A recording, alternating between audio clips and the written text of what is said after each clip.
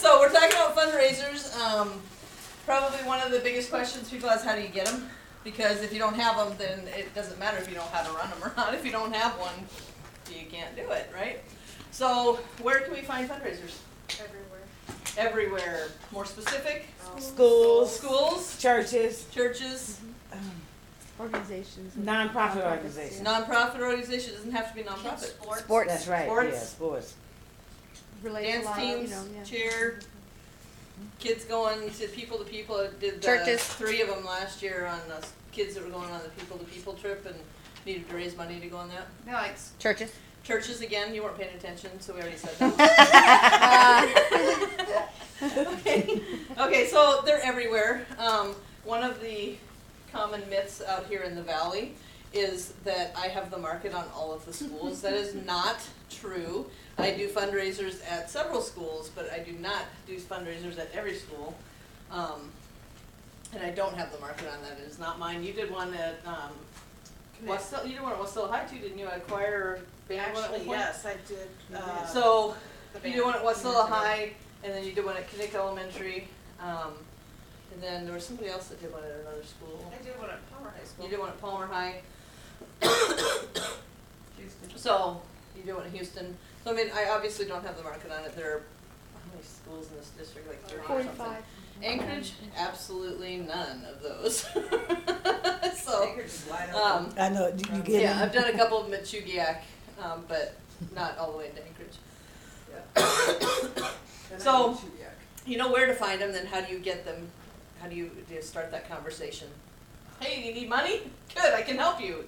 It's kind of like that. In a way, if you have a connection of any kind, you have kids that go to the school, your kids' friends, your friends' kids, whatever.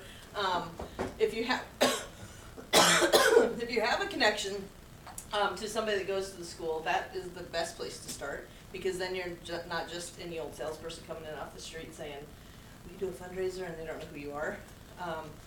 But you don't have to have that connection. Like Jen, well now you probably have some connections, but when you first moved here, if you were trying to find a fundraiser, you wouldn't have that connection to start with.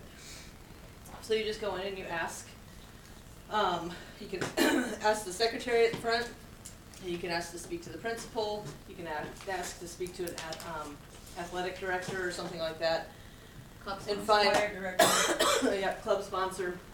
Something, try to find somebody, I'm not going to be able to do this training. Try to find somebody who is responsible for one of the organizations within the school. I don't know what the rules are in Anchorage, but I know in Matsu, a school cannot do a school-wide fundraiser unless the percent of profit is 51%.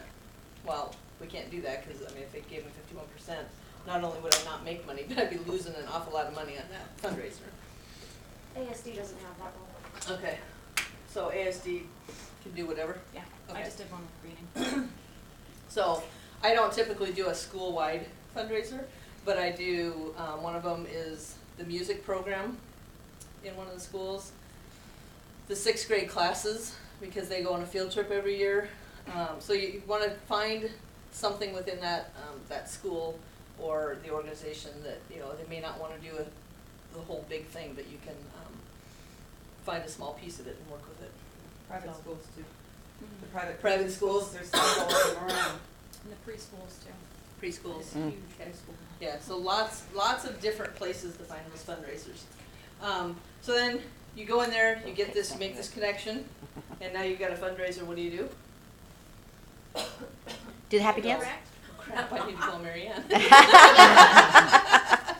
Where are my notes? Did you do like a kickoff meeting with the organization? Yep, there are a lot of different ways you can do a fundraiser. I initially got into doing fundraisers because I wanted to earn a trip. And in order to do it, I was going to have to do 6 to 8 shows. At that point in the year when I made that decision, I was going to have to do probably 6 to 8 shows a month. And I didn't have that kind of time to dedicate to the business. I didn't want to dedicate that much of my time. I guess you'd say everybody has the time. We all have the same 24-hour clock every day. But I wasn't able to make that commitment to dedicate that much time to leaving my house and working away from home.